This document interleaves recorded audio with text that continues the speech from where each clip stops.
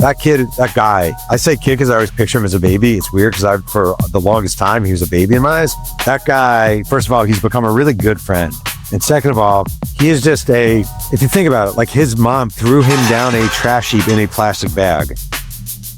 And he embraced her anyway, right? Like that's a lot of trauma to deal with. When I started working on this book, I was curious about whatever happened to the baby. Like, where's the baby?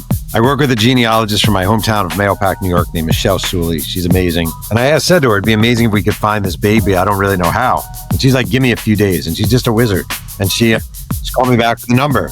And I reached out to this number. First I texted, and the guy responded, and I explained over text, I'm Jeff Pearlman. I'm writing a book about Tupac. By any chance, is this you? And I got the article from the Daily News. He basically wrote dumbfounded. And he lives in Las Vegas. I live in California. I drove out to see him a few days later, sat down. He is, in fact, the baby from Brenda's Got a Baby. He didn't know most of his life. He was adopted after that happened, moved to Nevada with his parents. Is something standing between you and your happiness? It was for me. I had to face my depression and the constant negative self-talk. Therapy helped me realize I deserve to be happy. That's why this podcast is called I Choose Health, because I made the choice to heal, and I want to share that with you. As a gift to you, we've partnered with BetterHelp as our sponsor to help you start your own healing journey. We all face moments when life feels overwhelming, whether it's stress, anxiety, or just feeling stuck.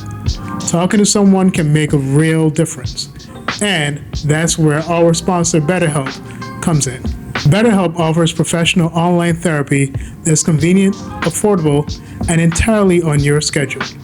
You can connect with a licensed therapist by video, phone, or even chat, whatever works best for you. Let our sponsor BetterHelp support you on your journey to better mental health. You can get 10% off your first month by going to betterhelp.com/iChooseHealth. That's betterhelp.com/iChooseHealth for 10% off your first month. Take the first step toward feeling better today. As a teenager, I decided to live better, so I gave up the meat, eggs, and cheddar. At 20 and 30, I wanted more, so I strengthened my mind and my core. Living a life that is healthier and wealthier because I choose health.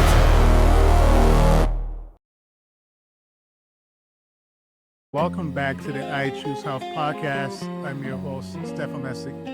And again, this is the podcast where stories of resilience, fitness, and reconciliation converge. And when I heard this story, I knew I had to reach out to our next guest. It was something that was so amazing.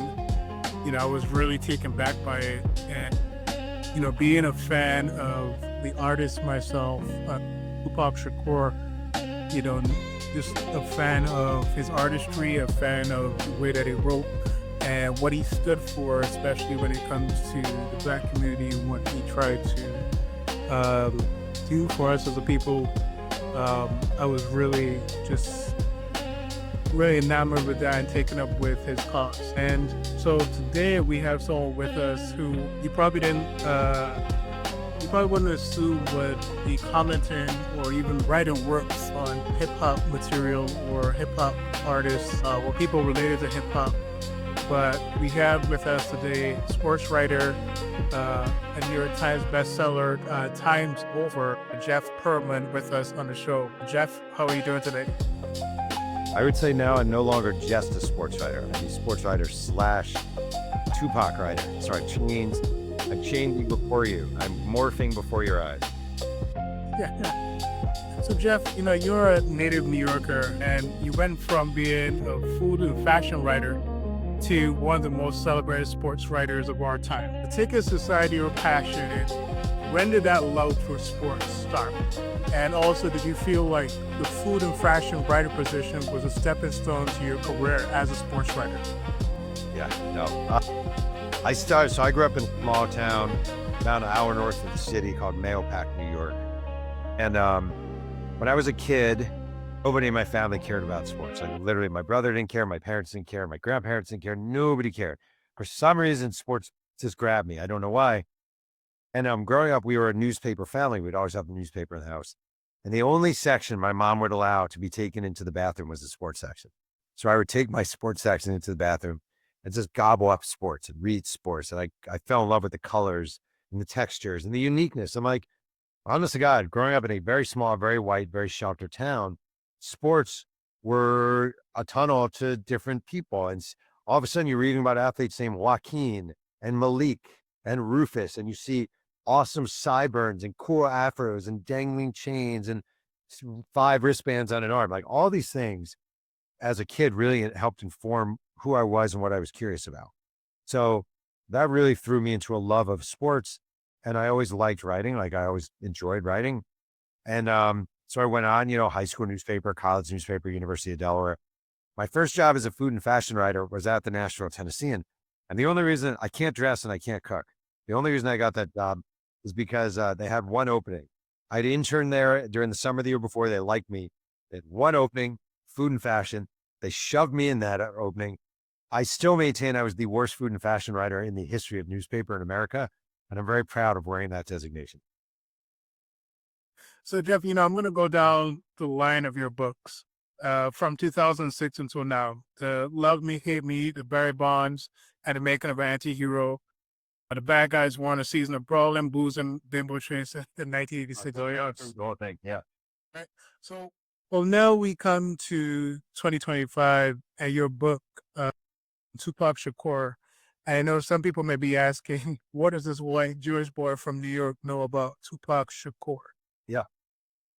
So, give us a breakdown. And, I started in the book and just how you break it down from highlighting his mom and then going through that first name that we know as, let's say, the Crooks. I just break that down for us. I feel like you're asking, what does this white Jewish boy know about Tupac Shakur? Here's the thing. This is important. This is an important point. I really mean it. I probably didn't go into this with the same level of knowledge as maybe a lifelong hip hop writer, or certainly someone who grew up with Tupac. I didn't. I know I didn't. I went in as a big Tupac fan and a big hip hop fan and like the kid who loved hip hop, but like I didn't. The advantage that gives you as a writer is you are allowed to ask every single question. You never presume you know anything because you don't really, right? So you're just going to go in and you're going to have a wide open curiosity. And that was me, honest to God. So like from the beginning, like if you grew up white in America, the only thing you learn about the Black Panthers is they're horrible. That's the truth. That's all. They hated white people. They were if you learn anything about them at all. So like from the beginning, I knew more about the Black Panthers than probably your average white person in America. And I knew they had a very misunderstood history. But Tupac's mom, Afeni Shakur, should be taught in every classroom in America. There should be a movie. There should be a Afeni Shakur movie out there right now. Mm-hmm. I don't even understand how there's not. But this woman who's this Panther, who at 21 years old, pregnant with Tupac after 7 miscarriages, is being shuttled back and forth to jail, from jail to the courthouse every day to represent herself because she turned down a court-appointed attorney in a trial, the Panther 21 trial, where a bunch of Black Panthers were infiltrated by law enforcement and accused of plotting to bomb different landmarks. She represents herself and wins, which is just insane, wins. And she's just a freaking hero. The journey of this book, taught me a ton of stuff I didn't know, wasn't informed, and never learned about, wasn't told, wasn't taught in my little schools.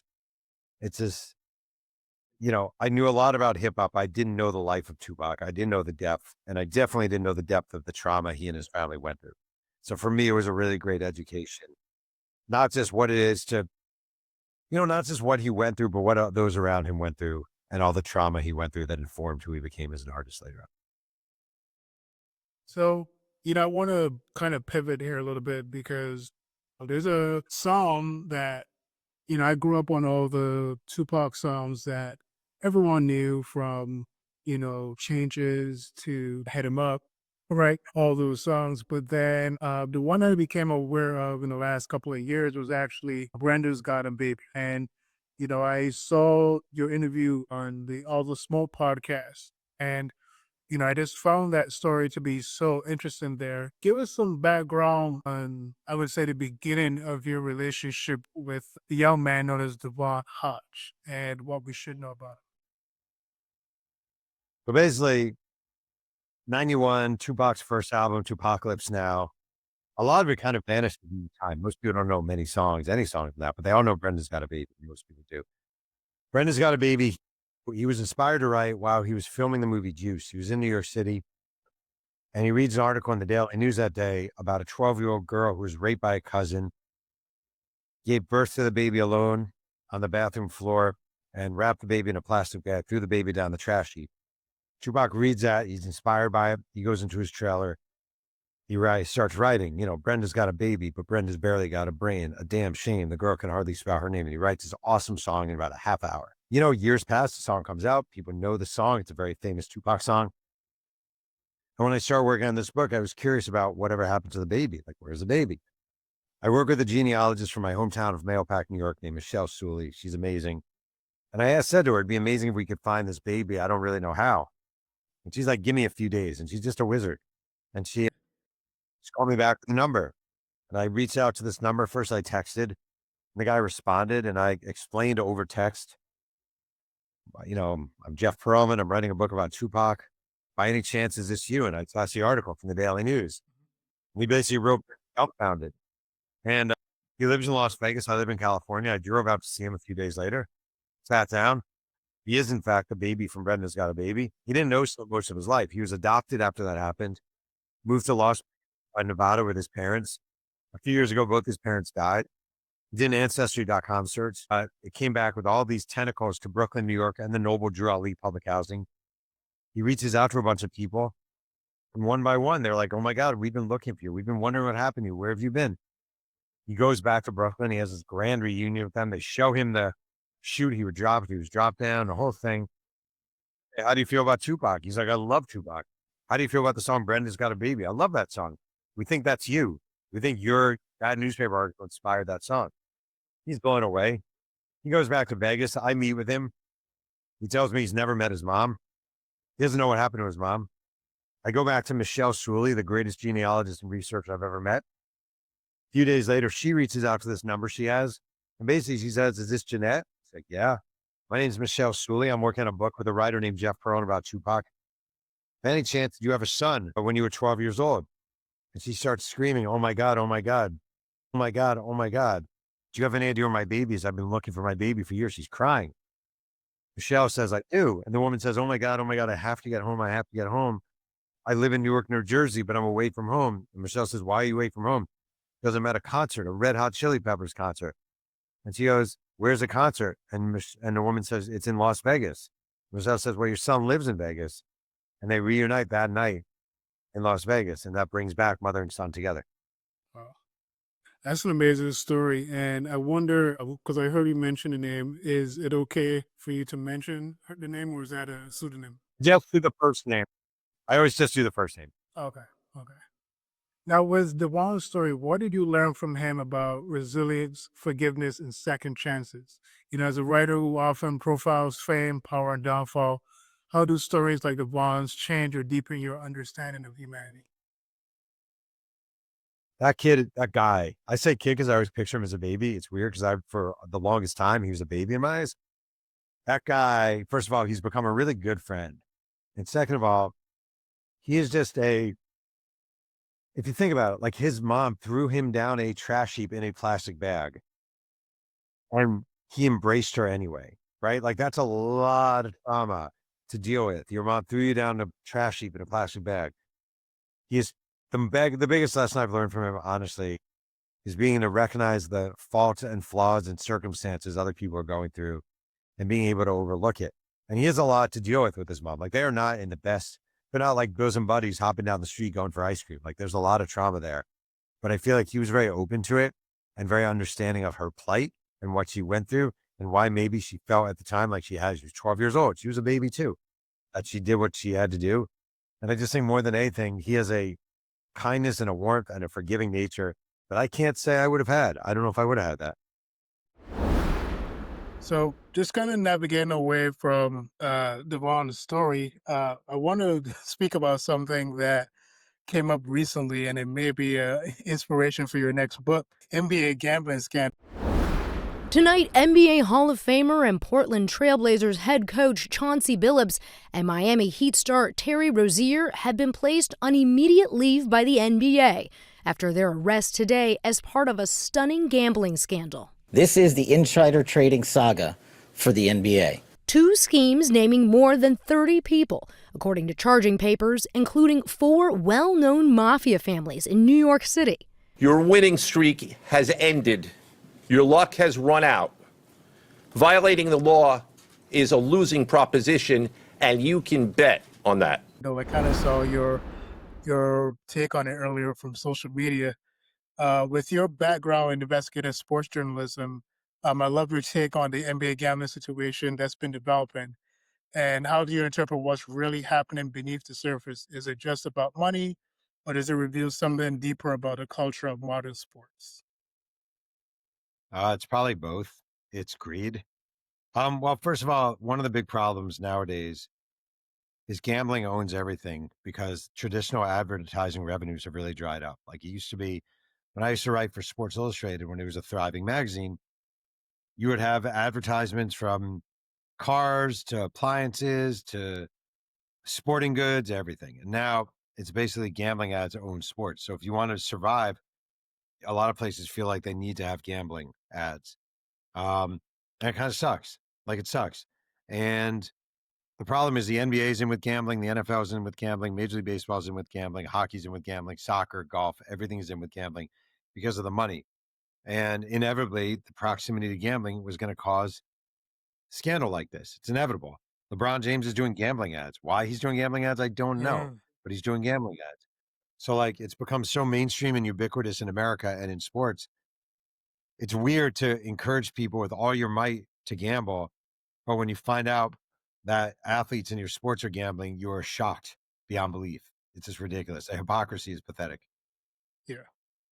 And finally, if you were to write a book on this scandal, what angle or human story would you chase? I would probably track down Terry Rozier, one of the basketball players who's been implicated.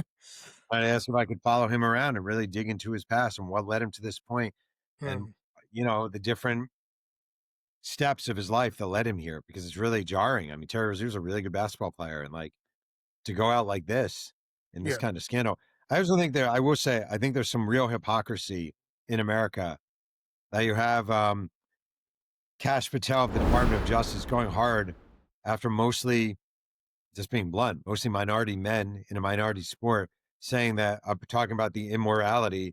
Meanwhile, you're working for maybe the least moral human being on the planet, as he, tries fleecing the government time and time again. So while I'm not condoning anything NBA players have done, let's be realistic. Like what's going on in this country is so much bigger than that. That's hard for me to take it too seriously, the government too seriously. Yeah. Well, Jeff, I just definitely want to thank you for your time and patience. No worries. This has definitely been just an amazing perspective, and I really thank you for your book. For our audience who's just becoming familiar with you, where can we find you, and what other projects are coming up or are in the works? Well, the book Only God Can Judge Me can be ordered everywhere. You can go to my website, jeffpearlman.com. You can follow me on TikTok at Jeff Pearlman Author. And that's about it for now. I'm just a writer trying to get by in this world. All right. Well, Jeff, thank you so much for joining us. And thank you to the audience for tuning in. Just reminding you that choosing health is about choosing power, possibility, and purpose. And remember to comment and like our videos. And remember to subscribe so you'll be notified every time we drop a video. Welcome to week 29 of 52 Choices. We're saying to say one nice thing to yourself in the mirror. Most of us talk to ourselves more than anyone else ever will. But that inner voice can be brutal. Changing how you speak to yourself changes how you see yourself. This week's choice is simple but powerful. Every day, say one kind thing to yourself in the mirror. Research from the University of Michigan and Carnegie Mellon shows that self-affirmations activate the brain's reward centers, reduce stress, and improve problem solving under pressure. And mirror-based self-affirmation specifically has been shown to strengthen self-compassion and body image, even lowering cortisol levels, the stress hormone. In short, what you say to yourself literally changes your brain chemistry. Each morning or night, look yourself in the eye and say one honest, kind sentence. I'm proud of how I'm showing up. I'm learning and growing. I'm enough. Say it loud. Let it feel awkward. That's your brain rewiring. This week's choice, be kind to the person in the mirror. Because when your inner voice becomes your ally, the world feels a lot less like an enemy.